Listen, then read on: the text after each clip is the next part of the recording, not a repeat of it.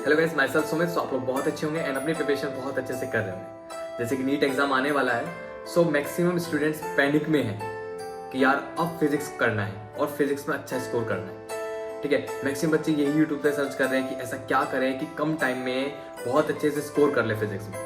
हाँ मेरे दोस्त, पॉसिबल है। जो पैटर्न आज मैं इस वीडियो में बताने वाला हूँ, अगर वो पैटर्न आप फॉलो कर लेते हो तो इजीली आप स्कोर कर सकते हो 100 या 120 प्लस इजीली स्कोर कर सकते हो।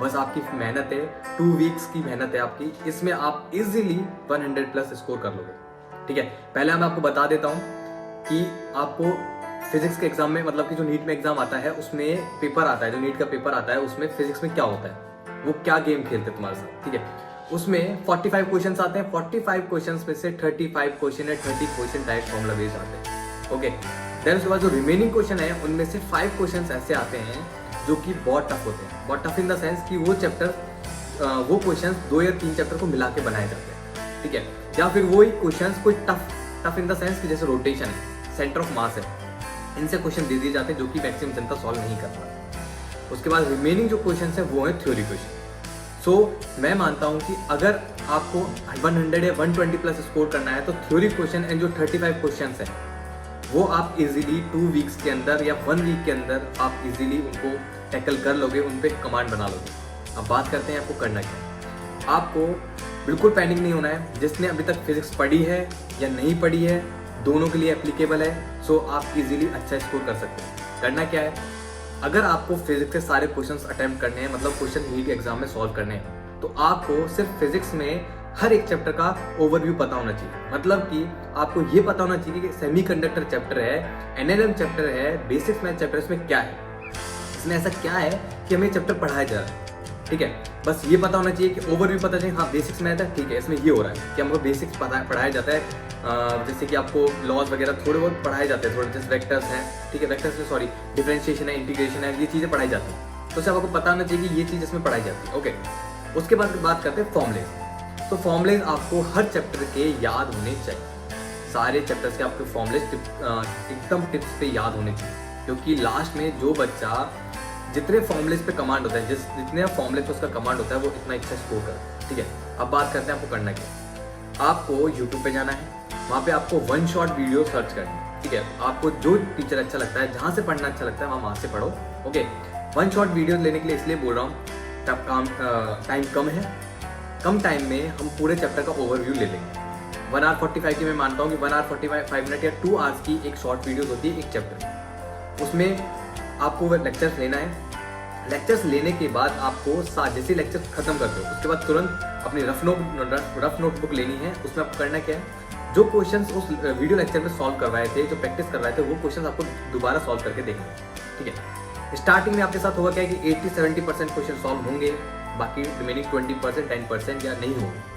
फिर आपको क्या करना है, जितने होते हैं ठीक है, ओके, बिल्कुल पैनिक नहीं होना है। देन दोबारा लेक्चर लेना है, थोड़ा सा गैप लेके दोबारा लेक्चर देखना है और फिर दोबारा सॉल्व करना है। वैसे अगर जैसे कि आप नीट की प्रिपरेशन कर रहे हो तो अभी आप इस टाइम पे इतनी अच्छी हैबिट हो गई है कि हाँ एक टाइम पे कोई चीज़ करते हो तो अब वो लर्न हो जाएगी, तो सेकंड चांस नहीं देना पड़ेगा। ओके, सो उसके बाद आपको करने, अगर दूसरी बार आप वीडियो देखते हो तो उसमें आपके 100% क्वेश्चन सारे सॉल्व हो जाएंगे जो वीडियो में कराए थे।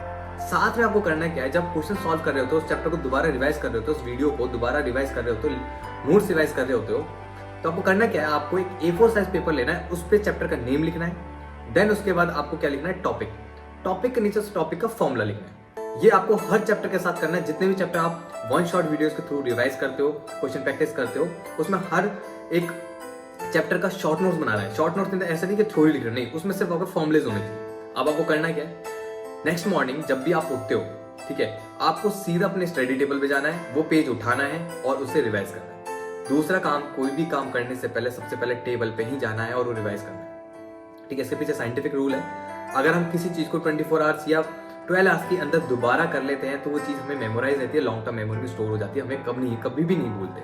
ठीक है, सो यही आपको करना है और ये हर एक चैप्टर के साथ करना है। ठीक है, अगर आप ऐसे करते हो, अगर आप एक अच्छा टाइम टेबल बना के डेडिकेशन के साथ करते हो, तो आपका विद इन 2 वीक्स के अंदर पूरे 11th 12th फिजिक्स पूरी कंप्लीट हो जाएगी। और ये चीज जब आपकी कंप्लीट हो जाता है पूरा सिलेबस, उसके बाद आपको वो जो पेपर में जो आपने फॉर्मुलेज लिखे थे, जो शॉर्ट नोट्स टाइप में बनाए थे, वो आपको डेली बेसिस पे रिवाइज करने हैं। मॉर्निंग में डेली बेसिस पे रिवाइज करना। जब आपका पूरा सिलेबस कंप्लीट हो जाएगा तो आपको लगेगा कि विद इन आप 2 आवर्स के अंदर, मॉर्निंग के 2 आवर्स या 3 आवर्स के अंदर मैं पूरी 11th 12th रिवाइज कर रहा हूँ। ठीक है, फिर आपको धीरे धीरे क्वेश्चंस करने। क्वेश्चंस कौन से करने? क्वेश्चंस आपको कोई भी PYQ बुक है वो कर लो, ज़्यादा क्वेश्चन मत करो, हर चैप्टर के मैक्सिमम 30 to 40 क्वेश्चन सॉल्व करो। ओके, PYQ नहीं है तो सबसे बेस्ट जो कि मैं प्रेफर करूंगा आपके लिए, NCERT के एग्जाम्पल सॉल्व करो। अब वो क्यों? आप कभी भी देख लेना, पिछले 4 साल के क्वेश्चन पेपर देख लेना, उनमें मैक्सिमम जितने भी क्वेश्चन आए हैं फिजिक्स में सारे NCERT के एग्जाम्पलर डायरेक्टली उठ के आए। ठीक है, या फिर जो पीछे एक्सरसाइज गिवन होती है वही क्वेश्चन है, उनमें थोड़े से डिजिट नंबरिंग चेंज कर दिए और एज इट इज सेम। सो आपको मैं एडवाइस करूंगा कि जितना हो सके, अगर आपके पास PYQ बुक नहीं है तो मैं आपको एडवाइस करूंगा कि NCERT के एग्जाम्पलर एंड NCERT के जितने भी क्वेश्चंस हैं उनको अगेन दोबारा सॉल्व करें। मतलब जितना हो सकता है उतना सॉल्व करें, एक बार नहीं, 2 बार 3 बार 4 बार, जितना सॉल्व कर सकते उतना करो। फिजिक्स आपकी विद इन 2 वीक्स के अंदर सारे लेक्चर्स हो जाएंगे विद नोट्स, रिवीजन, आपके शॉर्ट नोट्स, फॉर्मुलेस वगैरह सब बन जाएंगे। ठीक है, ज़्यादा नहीं लगेगा टाइम। अगर एक बच्चा जिसने कभी पढ़ी नहीं है फिजिक्स, अभी तक नीट एग्जाम से पहले कभी पढ़ी नहीं है, तो उसका भी इजीली हो जाएगा। ठीक है, ऐसे आपको करना है और NCERT क्वेश्चन पे बहुत फोकस करना है। ठीक है, तो आपका अच्छे से सॉल्व हो जाएगा। अगर फिर भी कोई डाउट है कि भैया टाइम टेबल कैसा बनाए, क्या करना है, और अच्छा से एडवाइस कर दीजिए। मतलब सब बच्चे की, हर एक बच्चे की पर्सनल अपने इश्यूज होते हैं, प्रॉब्लम्स होती हैं। अगर फिर भी आपको लगता है कि भैया मुझे आपसे बात करनी है पर्सनली, तो आप मुझे टेलीग्राम पे कांटेक्ट कर सकते हैं, मैं आपको पर्सनली कांटेक्ट कर लूँगा। Okay, so thank you.